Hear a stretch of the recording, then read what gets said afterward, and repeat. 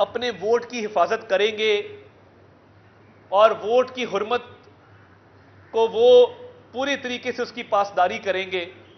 हम पुरअमन लोग हैं, हमने कभी एक पत्ता नहीं तोड़ा, मगर इस दफा हम पीटीआई को बता देना चाहते हैं कि इस दफा जुल्म ज्यादती बर्दाश्त नहीं होगी। होश के नाखुन लें। और मैं कल देखा कि अली असद मल्ली की जबान उनका साथ नहीं दे रही थी, शिकस्त खुर्दा और उनका कैंप खाली पड़ा है। और हम बड़े पुरअज़्म हैं, हम जहां जाते हैं लोगों में गमो गुस्सा है कि उनके वोट पर डाका डाला गया है और लोग 10 तारीख को वोट कास्ट करके इसका बदला लेना चाहते हैं। डस्का शहर एक बड़ा शहर है, 11 लाख आबादी का शहर है, हमेशा से मुस्लिम लीग नून का गढ़ रहा है, मियां नवाज शरीफ का शहर है। वहां पोलिंग इसलिए रुकवाई गई, टर्नआउट इसलिए स्लो करवाया गया और इसलिए खौफ हिरास फैलाया गया कि हमारे वोट को अफेक्ट किया जाए। मगर मैं डस्के के अवाम को, डस्के के वोटर्स को इस बात की यकीन दहानी कराना चाहता हूं कि तारीख में पहली मर्तबा हुआ है कि RPO, commissioner, deputy commissioner, DPO से लेके और एसी डीएसपी तक सबका तबादला इस बात पे किया गया हो कि ये धांधली रोकने में नाकाम रहे थे और ये धांधली में सहूलतकार थे। तो ये एक बहुत बड़ा स्टेप था जो इलेक्शन कमीशन की तरफ से लिया गया और हम इस पे वजीर आजम की घबराहट को भी समझते हैं कि उन्होंने अपने हवारियों को कहा कि वो पूरे इलेक्शन कमीशन से इस्तीफे का मुतालबा कर दें।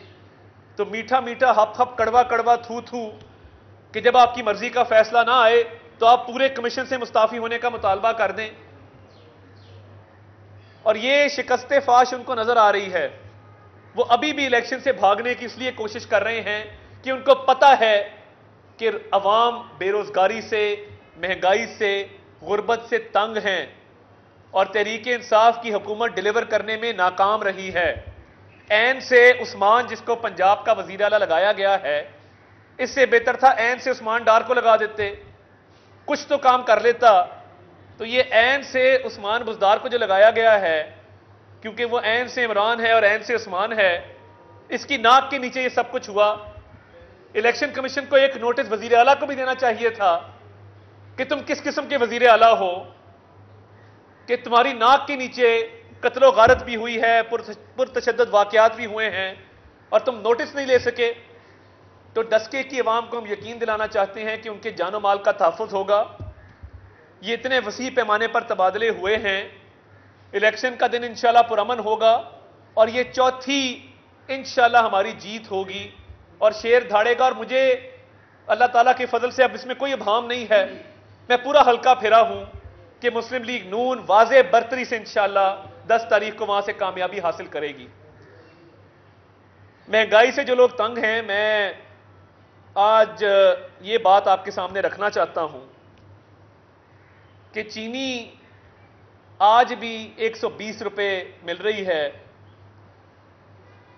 जहांगीर तरीन साहब ने बेल कराई है, मगर क्या जहांगीर तरीन साहब ये हिम्मत करेंगे कि इमरान खान साहब के खिलाफ वादा माफ गवाह बने? जहांगीर खान तरीन ने चीनी एक्सपोर्ट करने का फैसला नहीं किया था। चीनी एक्सपोर्ट जरूर की थी, मगर चीनी एक्सपोर्ट करने का फैसला जहांगीर तरीन का नहीं था। चीनी एक्सपोर्ट करने का फैसला वफाकी हुकूमत का था।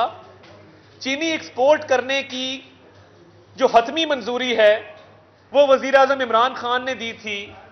तो जो FIA का मुकदमा है, मैं आज ये मुतालबा रखना चाहता हूं कि FIA बतौर को अक्यूज्ड के और बतौर एक मुआविन मुल्जिम के इमरान खान न्याजी को शामिल तफ्तीश करे। पूछा जाए जहांगीर तरीन से कि भाई आपने तो चीनी एक्सपोर्ट की थी और किल्लत पैदा की थी और कीमतें बढ़ी हैं, तो ये आपको चीनी एक्सपोर्ट करने की इजाजत कहां से मिली थी? क्या आप बतौर एक प्राइवेट आदमी के, क्योंकि ना आपके पास काबीना में कोई पोजीशन है, ना आपके पास कोई सरकारी ओहदा है, तो ये नैब को नजर नहीं आता? आप जहांगीर खान तरीन से तफ्तीश जरूर करें, मगर उससे पूछें कि क्या वो इमरान खान न्याजी के खिलाफ वादा माफ गवाह बनने को तैयार है? सरकारी ओहदे पर बैठा नाम निहाद वजीर आजम जिसने एक्सपोर्ट की इजाजत दी, क्या उसको यह नहीं बताया गया था कि मुल्क में चीनी की किल्लत है और एक्सपोर्ट की जाएगी तो एक गरीब आदमी की चीनी महंगी होगी? कहां है नैब?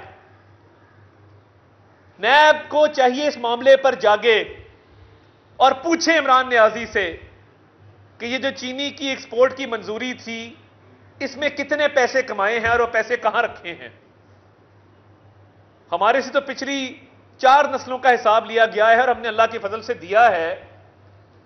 तो ये आने वाले दिनों में अगर जहांगीर खान तरीन वादा माफ गवाह बन गया इमरान खान साहब के खिलाफ, तो हो सकता है कि इमरान खान साहब को भी जेल जाना पड़े। FIA ने पिछले दिनों शरीफ ग्रुप के एक एग्जीक्यूटिव ऑफिसर को बुलाया और जिस्मानी तशद्दुद का निशाना बनाया। तौकीर नामी आदमी को बट नामी इंस्पेक्टर ने थप्पड़ मारे और बदजुबानी की। तो मैं डॉक्टर रिजवान साहब आपको बड़ा क्लियर बता देना चाहता हूं, आप सरकारी मुलाजिम हैं, आप किसी सियासी जमात के रुकन नहीं हैं, आप तनख्वाह हमारे टैक्स के पैसों से लेते हैं, बाज आ जाइए और ये किसी एक ग्रुप को या किसी एक सियासी जमात को निशाना मत बनाएं और जहांगीर तरीन को स्केपगोट मत बनाएं। आप इमरान नियाजी को नोटिस दें और पूछें कि ये चीनी एक्सपोर्ट कैसे हुई थी। दूध का दूध पानी का पानी होगा। क्या FIA में ये सकत है कि वो चीनी स्कैंडल के अंदर इमरान खान को गिरफ्तार कर सके या नोटिस दे सके?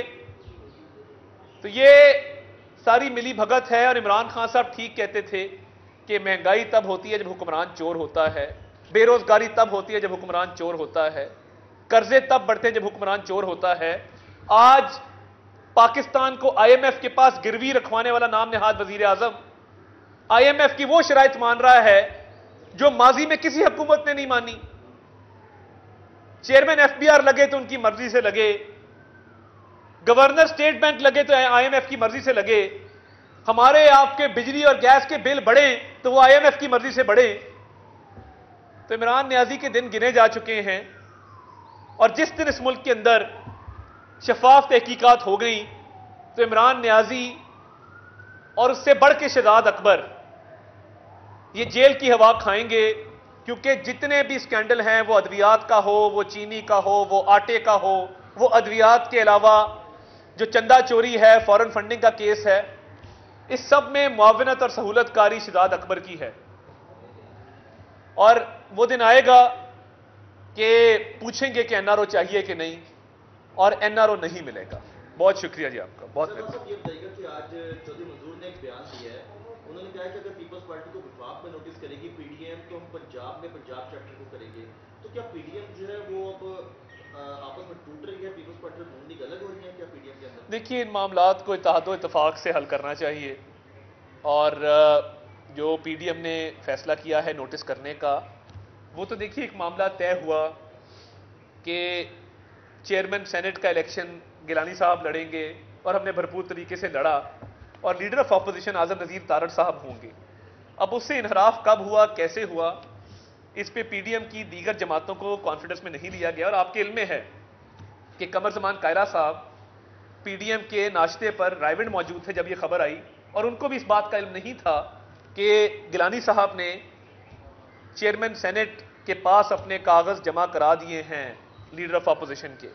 तो देखिए, एक तरफ केस चल रहा है और वो केस आप इस्लामाबाद हाई कोर्ट में लेके गए हैं कि हम इलेक्शन जीते थे चेयरमैन सेनेट का और संजरानी साहब हारे थे। तो एक हारे हुए शख्स को जिसको तस्लीम नहीं करते उसके पास दरखास्त जमा कराने का कोई जवाब नहीं था। और मैं समझता हूँ ये खुश असलूबी से मामलात हल होने चाहिए, जो बात की जाए, जो जबान दी जाए उसकी पासदारी हो।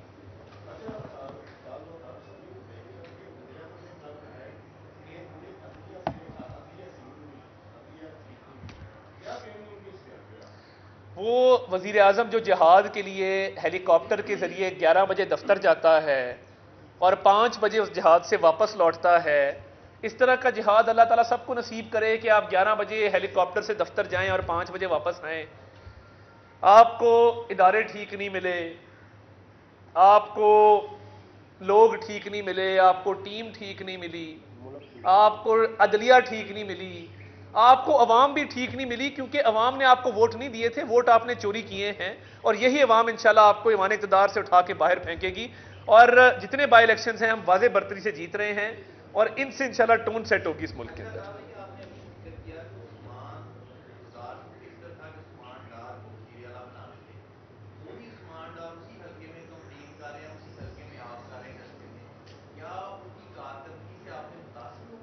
नहीं, मैंने तो देखें, मैंने तो सिर्फ ये बात इसलिए की है कि अगर ऐन से उस्मान ही मकसूद था, और यही आपकी एक वहम है कि अगर ऐन से उस्मान नहीं होगा तो ऐन से इमरान वजीर आजम से भी हट जाएगा, तो ऐन से उस्मान आपके पास और भी मौजूद हैं, कम अज कम कोई हिलजुल तो कर सकते हैं।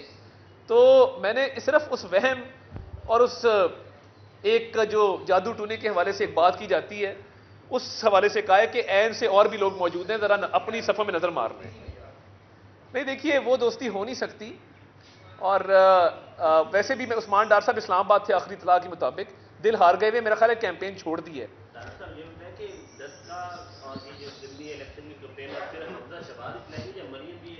नहीं जी, पूरी पार्टी इसमें एक्टिव है, और मरियम नवाज शरीफ साहिबा भी पूरी तरह फाल हैं, वो इसमें अपना किरदार अदा कर रही हैं। तो ये सारा काम मिलजुल के हो रहा है और इत्तेहाद व इत्तेफाक से हो रहा है, ऐसी कोई बात नहीं जी। ये देखिए, वो अभी उनका चल रहा है इलाज, इंशाल्लाह वो जैसे ही बेहतर होंगी वो अपनी मामूल की एक्टिविटीज इंशाल्लाह जल्दी रिज्यूम करेंगी।